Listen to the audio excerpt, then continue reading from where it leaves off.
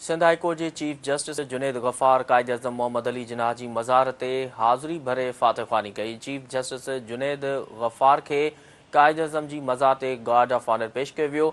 Chief justice Sindh high court Junaid Ghaffar जो चवणु हो त अहम ज़िम्मेवारी मिलण ते अल्लाह जो थोराइतो आहियां। अदालतुनि में जजनि जी घटिताई आहे। संदसि चवणु हो त आइनी ऐं रेगुलर बेंच जे मुंझारे लाइ लॉर्जर बेंच जोड़े छॾी आहे। चीफ जस्टिस जुनेद गफ़ार जो चवणु हो त वक़्त सां गॾोगॾु मसइला हल थी वेंदा, उहे मामला जल्द हल न थींदा। हीअ अहम ख़बर आहे जेका असां शेयर करे रहिया आहियूं त सिंध हाई कोर्ट जे चीफ जस्टिस जुनेद गफ़ार कायदे अज़म मोहम्मद अली जिन्ना जी मज़ार ते हाज़िरी भरे फ़ातिहख़्वानी कई। चीफ जस्टिस जुनेद गफ़ार के कायदे अज़म जी मज़ार ते गार्ड ऑफ ऑनर पेश किया वियो। Chief justice Sindh high court Junaid Ghaffar जो चवणु हो त अहम ज़िम्मेवारी मिलण ते अल्लाह जो थोराइतो आहियां।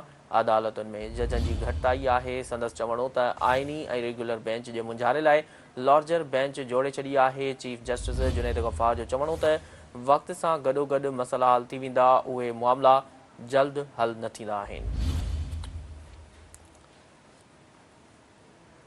वधीक तफ़सील मालूम कंदासीं। टेलीफोन ते मौजूदु आहे कराची खां Sindh TV news reporter Sikandar Bhutto. जी सिकंदर, सिंध हाई कोर्ट के चीफ जस्टिस जुनेद गफ़ार कायदे अज़म मोहम्मद अली जिन्ना की मज़ार ते हाज़िरी भरे फ़ातिहख़्वानी कई आहे। मीडिया सां ॻाल्हि ॿोल कई आहे। वधीक तफ़सील हिन वटि आगाह कजो।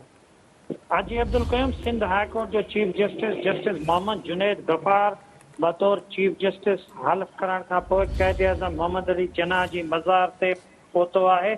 चीफ जस्टिस जेको आहे त कायदे अज़म मोहम्मद अली जिन्ना जी मज़ार ते पहुचण सां उनखे गार्ड ऑफ ऑनर पेश कयो वियो।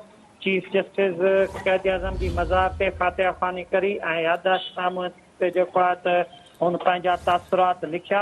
चीफ जस्टिस सां गॾु मज़ार क़ैद ते हाज़िरी दौरान जेको आहे त सिंध हाई कोर्ट जो सीनियर जज justice Zafar Ahmed Rajput, justice Hasan Akbar, justice Miran Shah ऐं ॿिया जजिस जेके आहिनि त गॾु मौजूदु हुआ।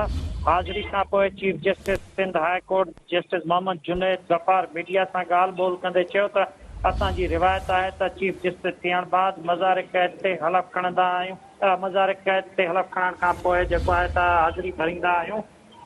संदन इहो चवणु हो त कोशिशि हूंदी त पंहिंजी ज़िम्मेवारियूं ऐसन तरीक़े सां पूरियूं कयां जजिस जी खोट जल्द ख़त्म कई वेंदी। पहिरियों भेरो आइन में तरमीम थी आहे। आइनी तरमीम में रेगुलर बेंचनि जा मसइला आहिस्ते आहिस्ते हल थींदा। चीफ जस्टिस जो इहो बि चवणु हो त अल्लाह ताला जो शुक्रगुज़ार आहियां जो मूंखे अहम ज़िम्मेवारी मिली आहे। अदालतनि में जजनि जी बिल्कुलु घटिताई आहे।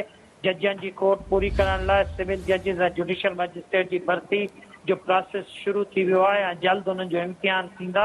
आइनी ऐं रेगुलर बेंच जे मुंझारे बाबति सवाल जे साथी जे सवाल ते संदन चवणु हो त आइनी ऐं रेगुलर बेंचनि जो जेको मुंझारे लाइ लार्जेस्ट बेंच जोड़ी वई आहे ऐं वक़्त सां गॾोगॾु मसइला जेके आहिनि त हल थी वेंदा। इहे मामला जल्द हल कोन थियण वारा आहिनि। चीफ जस्टिस जो इहो बि चवणु त दरख़्वास्त गुज़ार जेके आहिनि त उन्हनि खे इहो ॾिसणु घुरिजे त जेके केस मुंझारे जो शिकार थींदा आहिनि जंहिंमें आइनी ऐं रेगुलर बेंचूं हूंदियूं आहिनि उन्हनि खे ॾिसी करे हू दरख़्वास्त दाख़िल करनि, पर हू ॼाणी बुॼी अहिड़ियूं दरख़्वास्तूं ॾींदा आहिनि जेके उन वक़्तु उन जॻह ते दाख़िल थियण जहिड़ियूं न हूंदियूं आहिनि। हुन चयो त हिननि मामलनि खे सम्झण जी ज़रूरत आहे।